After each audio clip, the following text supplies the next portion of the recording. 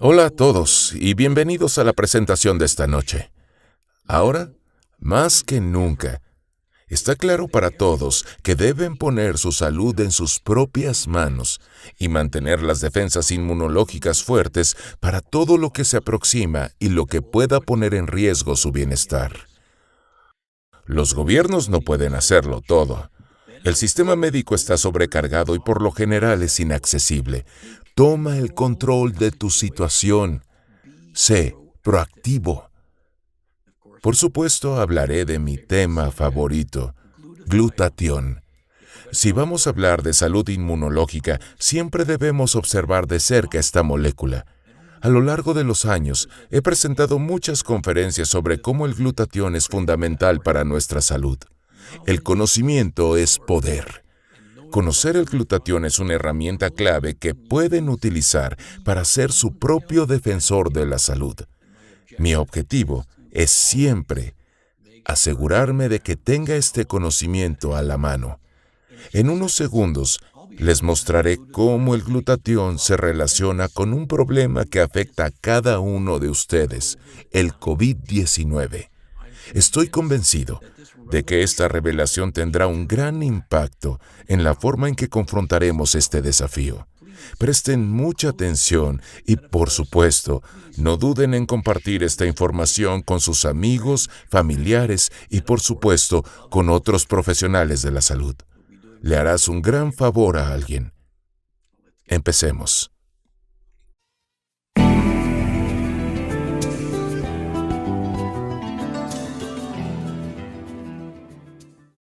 Hola a todos. Quiero agradecer al Dr. Alberto Campos García por la gran oportunidad de hablar en esta importante conferencia. Estoy seguro de que juntos podremos marcar la diferencia, una diferencia exitosa en las estrategias que estamos empleando para abordar esta pandemia del coronavirus. Una vez más, soy el Dr. Jimmy Gottman. He dedicado muchos años de mi vida a la medicina académica, tanto como médico de urgencias como profesor de muchos estudiantes y médicos. Sin embargo, he pasado los últimos 20 años casi totalmente enfocado en el sistema inmunológico, particularmente en el papel que juega el glutatión en la salud y la enfermedad. Para mí el glutatión es una gran pasión y he escrito extensamente sobre el tema. Mis libros están disponibles en varios idiomas, incluyendo en inglés y en español, y pueden acceder a estos libros en el sitio web que aparece en la diapositiva. Lo ven allí, www.glutation.org. Primero les voy a contar algunos aspectos básicos del glutatión antes de comentar sus funciones relacionadas con el COVID-19. El glutatión es una molécula muy simple, compuesta de 3 aminoácidos. Los primeros 2 son muy comunes, el glutamato y la glicina, pero el tercero es mucho más difícil de encontrar en nuestras dietas modernas y en forma bioactiva, la cisteína. Ahora bien, el glutatión tiene muchas funciones en nuestro cuerpo, las cuales ya he abordado en presentaciones anteriores, aunque la más reconocida es su función como antioxidante. De hecho, muchos autores se refieren al glutatión como el antioxidante maestro, porque potencializa todas las funciones antioxidantes al recargar y reciclar los antioxidantes comestibles, como la vitamina C y otros. Lo que es notable es que, aunque el glutatión sigue siendo relativamente poco conocido por muchos profesionales de la salud, existen más de 150,000 artículos sobre el glutatión en los principales sitios de investigación, como PubMed.gov. Solo para ponerlo en contexto, PubMed solo tiene 66,000 artículos sobre la vitamina C y 44,000 artículos sobre la vitamina E. Bien, ahora, esta diapositiva es una de las que más me interesa que entiendan. El glutatión, cuando se toma por vía oral, no sirve para elevar los niveles de glutatión intercelular. Se descompone rápidamente en el tracto digestivo, sobre todo por la enzima GGT, Gamma Glutamyl Transferase, que sus niveles particularmente son altos en el intestino humano. Ahora bien, para producir glutatión en el cuerpo, dependemos de nuestras propias células para su fabricación, y para lograrlo necesitamos abastecernos de los precursores, o una nutrición específica que las células necesitan para producir su propio glutatión. Como hemos mencionado antes, el nutriente más importante es la cisteína, y tenemos que suministrarla en una forma que sea digerible y que pueda sobrevivir al largo viaje que va desde la boca hasta la célula. El aminoácido libre cisteína por sí mismo no es muy eficiente ya que se oxida muy fácilmente, y es por eso que para lograrlo necesitamos usar una sustancia como la NAC, N-acetilcisteína, o una proteína más grande como la proteína aislada de suero no desnaturalizada. De modo que teniendo claro cómo se produce el glutatión en nuestro cuerpo, veamos ahora algunas de sus funciones. De manera muy breve, el glutatión es la molécula principal de señalización y control de todas las funciones metabólicas de redox. Juega un papel importante en la desintoxicación celular de compuestos orgánicos e inorgánicos, y uno de sus mecanismos más interesantes es la capacidad de mantener una gran respuesta inmunológica, apoyando la función y la multiplicación de los leucocitos. De hecho, la función inmunomoduladora del glutatión es lo que impulsa la investigación sobre el uso del glutatión directamente como agente antiviral. Existen muchos documentos donde se describen estas propiedades antivirales. Se ha comprobado que el glutatión produce efectos contra diferentes patógenos virales, incluyendo la gripe, el SIDA, la hepatitis, el herpes y el resfriado común, entre otros. Por lo tanto, no es de extrañar que se hayan hecho grandes esfuerzos para investigar si el glutatión puede ayudarnos en la estrategia para combatir el COVID-19. Creo que una buena forma de empezar es revisar algunas de las consideraciones teóricas que se hicieron antes de entrar en el tema de las intervenciones clínicas. Este trabajo realizado por el Dr. ruso Alexei Polonikov fue una de las primeras investigaciones sobre la relación entre el glutatión y el COVID-19. Se centró en los síntomas más graves del COVID, así como en los aparentes factores de riesgo de que, para empezar, los pacientes contraigan el virus. Este estudio fue publicado en mayo del 2020, así que claramente el Dr. Polonikov tuvo que haber empezado a trabajar en este estudio desde los comienzos de la pandemia. Partamos desde una simple línea de tiempo de la enfermedad, el contacto inicial con un portador del virus, y a medida que se permite que este virus se propague, existe un riesgo inminente de padecer síntomas que amenazan la vida, como el SDRA, síndrome de dificultad respiratoria del adulto, y muchas veces los enfermos pueden llegar hasta la muerte. Afortunadamente, en la mayoría de las personas, nuestras defensas inmunológicas innatas nos impiden llegar a estas etapas, pero existe un fenómeno que sabemos que ocurre en la mayoría de las infecciones prolongadas. La protección viral en contra de una infección en particular deriva en la disminución progresiva del glutatión, y con el paso del tiempo, la enfermedad se vuelve más seria. A lo largo de los años hemos aprendido más acerca del glutatión y hemos comprobado que existe un vínculo entre la falta de glutatión y la capacidad de los virus para potenciar su capacidad de propagación.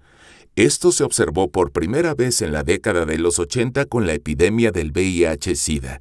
La falta de glutatión también conduce a un estrés oxidativo más grave o a daños generados por los radicales libres, y esto genera una configuración perfecta para presentar niveles altos de inflamación.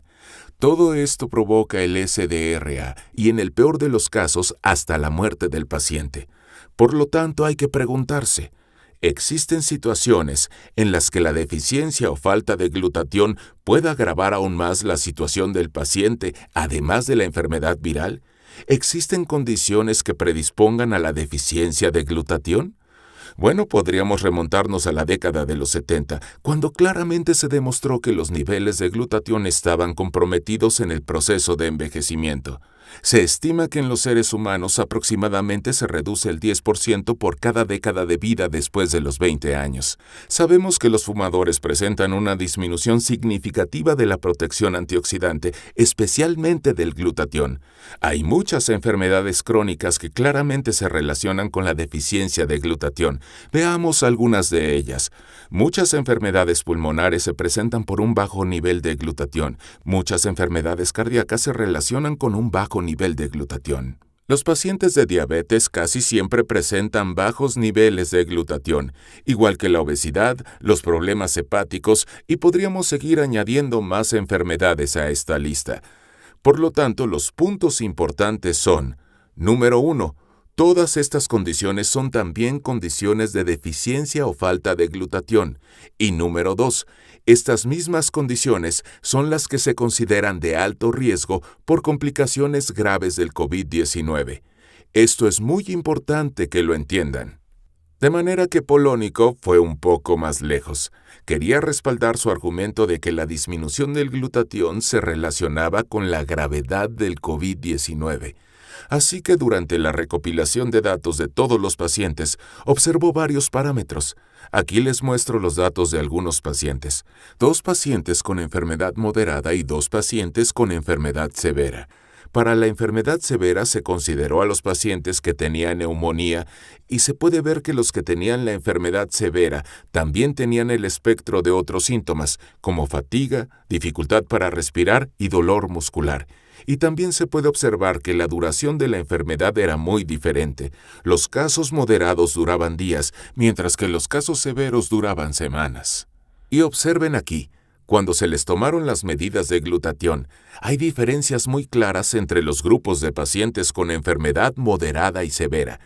Cuando se tomaron las medidas de estrés oxidativo, como se esperaba, había una tendencia a presentar un daño más grave en el grupo de pacientes con enfermedad severa. Y cuando se comparó la proporción de estrés oxidativo con los niveles de glutatión, se pudo ver el desequilibrio que existía en estos pacientes. Por supuesto, se trataba de una muestra pequeña de pacientes. Sin embargo, fue suficiente para consolidar su argumento teórico y hacer que mucha gente lo entendiera. Veamos otro trabajo que analiza la fisiopatología que se puede dar en esta situación. Este estudio fue realizado por los americanos Poe y Korn, también en mayo del 2020. Estoy seguro de que lo encontrarán muy ilustrativo. Ellos argumentaron que la NAC, N-acetilcisteína, sería una solución efectiva contra el COVID-19. Una vez más les recuerdo que la NAC eleva el glutatión. También estoy seguro que la mayoría de ustedes saben que este nombre que ven allí se refiere al COVID-19, pero por si acaso SARS-CoV-2 es otro término para el COVID-19. Ahora bien, desde la primavera del 2020, hemos aprendido mucho más sobre el mecanismo patológico del COVID-19 y desafortunadamente hemos descubierto que es mucho más complicado de lo que nos habíamos imaginado. Pero veamos un modelo simplificado que se refiere al SDRA. Usaremos el síndrome de dificultad respiratoria del adulto como marco para esta discusión. Así que en algún momento, el virus, una vez contraído, tiene que iniciar sus procesos de propagación. Y también sabemos por estudios previos sobre otras enfermedades virales que el glutatión ha sido considerado como un eficaz elemento que impide la propagación del virus. Por lo tanto, su utilidad aquí es evidente. En casos más graves, los pacientes con COVID-19 pueden requerir oxígeno suplementario. Tanto la propagación del virus como el suplemento de oxígeno, en última instancia, conducen a un aumento del estrés oxidativo y al daño de los radicales libres. Como hemos discutido anteriormente, la función más importante del glutatión es combatir el estrés oxidativo y el daño de los radicales libres, así que de nuevo su utilidad es evidente. Sin embargo, si las defensas inmunológicas y las defensas antioxidantes son inadecuadas, el paciente puede llegar a tener una lesión pulmonar. En una lesión grave, a menudo se complica con una tormenta de citoquinas. En este momento no tenemos el tiempo para profundizar en el tema de las tormentas de citoquinas, pero esencialmente es cuando las moléculas del sistema inmunológico inflamatorio reactivo atacan a las células huésped como daño colateral cuando están atacando a las células virales. Y es aquí donde la literatura se vuelve aún más interesante. El glutatión es considerado un elemento eficaz para bloquear diferentes citoquinas inflamatorias, incluyendo la IL-6, TNF-alfa, la proteína C reactiva y otras. Esencialmente aquí, el glutatión puede actuar como un antiinflamatorio. y los médicos están haciendo grandes esfuerzos para eliminar la inflamación de las citoquinas y evitar que el paciente presente SDRA utilizando altas dosis de esteroides. Se ha propuesto que se incluya al glutatión como parte de los esfuerzos para combatir al COVID-19. Y solo como mero comentario, en mi último libro también escribí sobre el glutatión como un elemento efectivo para evitar el SDRA en otras enfermedades. Así que lo que acabo de mostrarles no son los únicos artículos que consideran al glutatión como una alternativa para combatir el COVID-19. Hay muchos artículos más. Me gustaría mencionarles uno que personalmente significa mucho para mí. Es otro artículo que argumenta a favor del uso de la sustancia potenciadora del glutatión NAC, y lo que me llamó la atención fue el autor, el Dr. Silvio de Flora. Conozco muy bien al Dr. de Flora por su trabajo sobre el glutatión y la gripe o influenza A.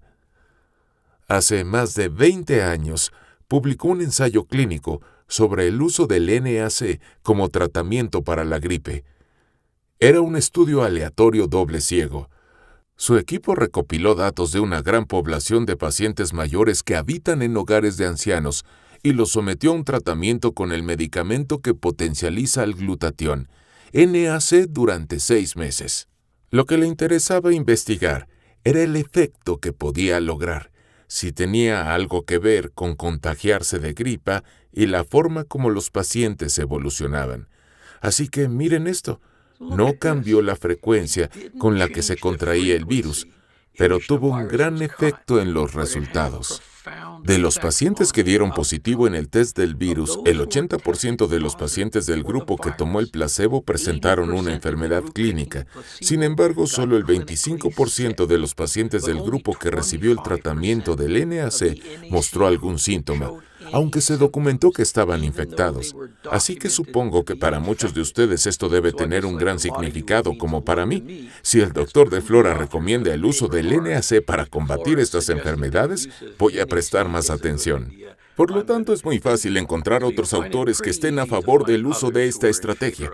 Muchos sugieren el uso del NAC, muchos sugieren otras formas para aumentar el glutatión, algunos sugieren el uso de técnicas intravenosas, otros prefieren agentes orales. No se preocupen, al final de la presentación les daré una lista de las lecturas sugeridas. Estos artículos vienen de todas partes del mundo. Este es un caso clínico de Nueva York.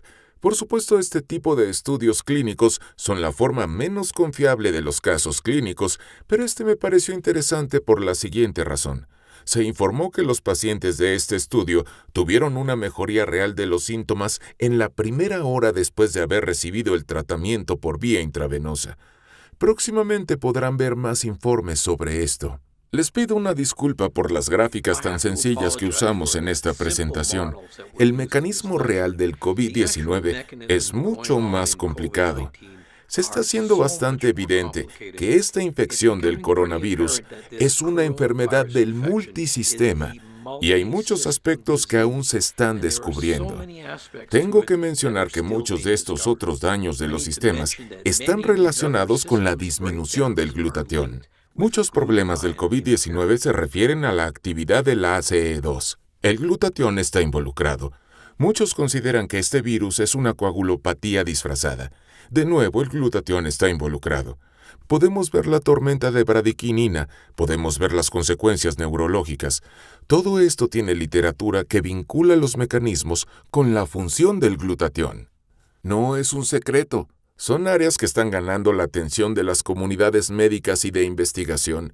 Una visita rápida al sitio clinicaltrials.gov revela una lista en constante crecimiento de los ensayos clínicos que se han planteado o que ya están en curso para estudiar la relación entre el glutatión y el COVID-19. Echemos un vistazo rápido. Aquí están algunos de ellos. Disculpen la letra tan pequeña. Les invito a visitar el sitio web clinicaltrials.gov para que puedan verlos con más detenimiento. Por ejemplo, uno que realmente deseo ver es el estudio del Instituto Sloan Kettering de Nueva York. Es un área que cada vez gana más terreno. Y si alguno de ustedes participantes de esta conferencia son investigadores o tienen la oportunidad de estudiar el COVID-19, Me encantaría poder estar en contacto con ustedes. Tal vez podríamos trabajar juntos. Y finalmente, en las últimas 3 diapositivas les mostraré algunas referencias a las que pueden acceder. Voy a mostrárselas rápidamente. Estoy seguro de que si lo desean, pueden recibir una copia de esta presentación de manera que puedan tener la conferencia por escrito. Una vez más, agradezco sus aportaciones y su experiencia. Y desde luego espero recibir noticias de todos ustedes próximamente. Y gracias de nuevo por su participación y atención. Les deseo lo mejor para su salud y cuídense. Muchas gracias.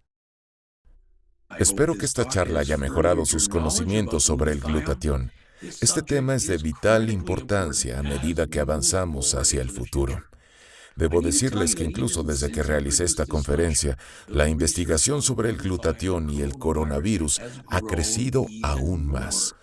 Sigan mis publicaciones y videos para obtener actualizaciones periódicas sobre la investigación del glutatión y por supuesto siempre pueden conseguir mi último libro sobre glutatión en www.glutathione.org.